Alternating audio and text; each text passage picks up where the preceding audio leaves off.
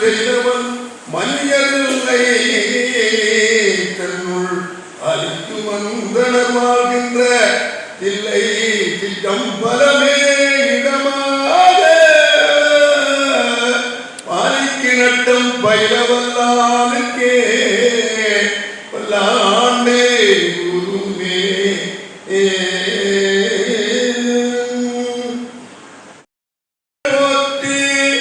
முகம்பொழி கருணை போற்றி எவரும் துதிக்கின்ற ஈராறு தோள்கள் போற்றி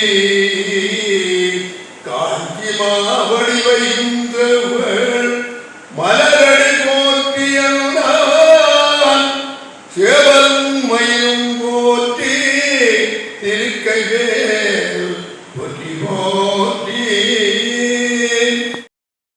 பிறவாமல் இணையாண்ட குருவாகி பிறவாகி திருமான பெருவாழ்வை தருவாயே புறமான கருவோனே குவலேக குமரேகா கரையானை கிளையோரே கதிர்காம பெருமானே.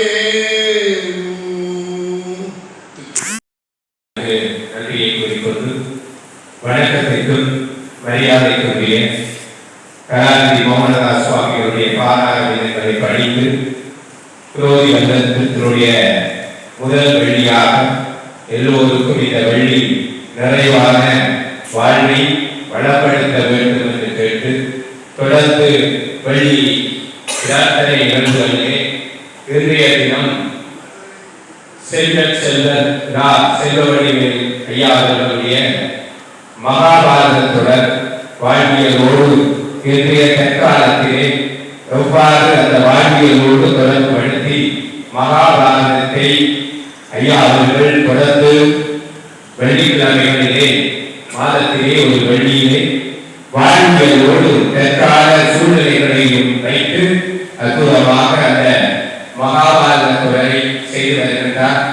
அவருடைய அந்த பணியை தொடருமாறு அன்போடு கேட்டு என்னுடைய ஆரம்பத்தை நிறைவு செய்கிறேன்.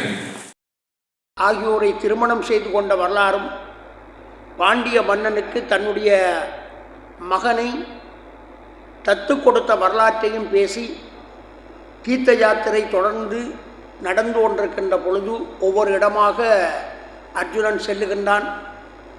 அந்த இடத்திலே அவரே கேட்டார், எல்லாரையும் கேட்டாய், ஆனால் விசேனை மட்டும் கேட்கவில்லையே ஏன், அர்ஜுனனை மட்டும் கேட்கவில்லையே ஏன்?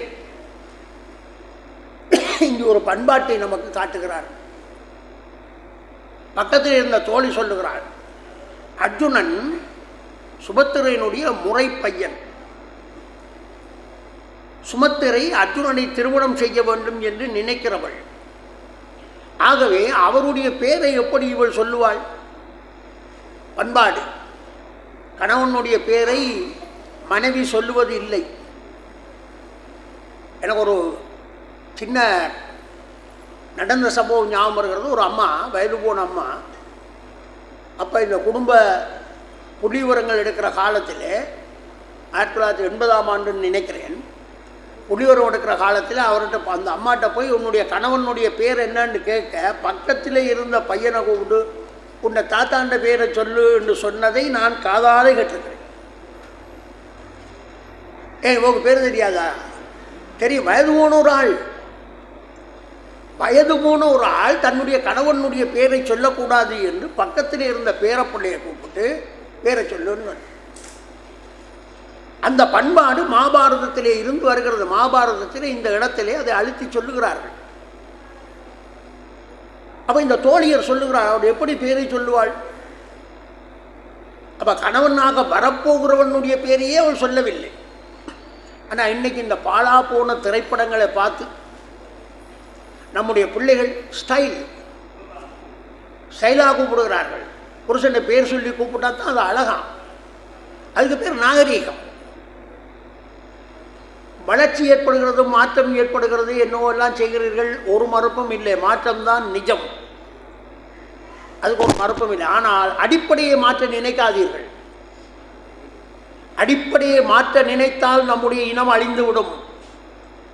இன்னைக்கு நமக்கு ஏற்பட்டு கொண்டிருக்கிற துன்பத்துக்கெல்லாம் காரணம் நாம் அடிப்படையை மாற்ற நினைப்பதுதான். சில பண்பாடுகள் நமக்கே உரியவை, நமக்கே உரியவை. அந்த பண்பாடுகளை காப்பாற்றுவது யார்? ஆண்களை விட பெரும்பகுதி இந்த பண்பாட்டை காக்க வேண்டியவர்கள் பெண்கள் தான். ஆண்களை விட பெண்களுக்குத்தான் அந்த உரிமை இருக்கிறது. சிங்கப்பூரில் செம்பக விநாயகர் ஆலயம்னு ஒரு ஆலயம் இருக்கிறது. அங்கே பேசுவதற்கு வாய்ப்பு கிடைத்து நான் சென்றிருந்த பொழுது அங்கே ஒரு அற்புதமான காட்சியை பார்த்தேன். ஒரு சீனத்து பெண், சீனத்து பெண் நம்முடைய தமிழ் பண்பாட்டோடு சேலையெல்லாம் கட்டி குங்கும பொட்டெல்லாம் வச்சு வந்து இருந்து, இப்படி தூண்கள் இருக்கும், அந்த ஒரு தூணுக்கு பக்கத்தில் வந்திருந்து கந்தபுராண பேச்சை 10 நாளும் கேட்டார்கள். நான் மெய்மறந்து போனேன்.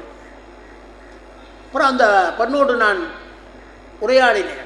கொஞ்சம் கொஞ்சம் தட்டி தட்டி தட்டி தமிழ் பேசக்கூடிய ஒரு நிலை. இப்போ நான் கேட்ட கேள்வி என்னன்னு சொன்னால், என்ன இந்த சேலையெல்லாம் உடுத்து? அந்த பெண் சொன்ன ஒரு காரணம் என்னன்னு சொன்னால், இந்த பண்பாடு எனக்கு பிடிச்சிருக்கிறது. நம்மதுகள் எல்லாம் என்னென்னா சீனமாக மாற போகிறோன்னு எல்லாம் வலிக்கிட்டு புறப்பட்டு நிற்குது. அந்த நாட்டு பெண்கள் நல்லூரில் போய் பாருங்கள், நல்லூரில் போய் பாருங்கள். அந்த பெண்கள், வெளிநாட்டு பெண்கள் எல்லாம் வருகிறார்கள், சிங்கள பெண்கள் வருகிறார்கள். எந்த அளவுக்கு பண்பாடுகளோடு போய் அங்கே பக்தி செலுத்த புறப்படுகிறார்கள். நம்முடைய சமூகம் நீண்ட காலத்திற்கு நிலைத்திருக்க முடியும். என்னுடைய பண்பாடு அழிந்து போய்விடுமா என்றால் நம் இனம் அழிந்து போய்விடும்.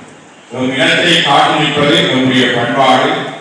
என்னுடைய பண்பாடு எது என்பதை தெரிந்து அந்த பண்பாட்டை பேணி பாதுகாக்கின்ற மரபில் நாம் வாழுகின்ற பொழுதுதான் நம் இனம் வாழ முடியும். எம் இனம் வாழ நினைக்கின்ற எல்லோரும் நம்முடைய பண்பாட்டை பேணுகின்ற, பாதுகாக்கின்ற, அதன்படி வாழ்கின்ற வாழ்க்கை முறையை ஏற்படுத்திக் கொள்ள வேண்டும் என்ற செய்தியை பாதுகாக்கிற செய்தி மூலமாக இதுவரை நம்முடைய ஆசிரியர்கள் சிறப்பாக புரிந்தார்கள்.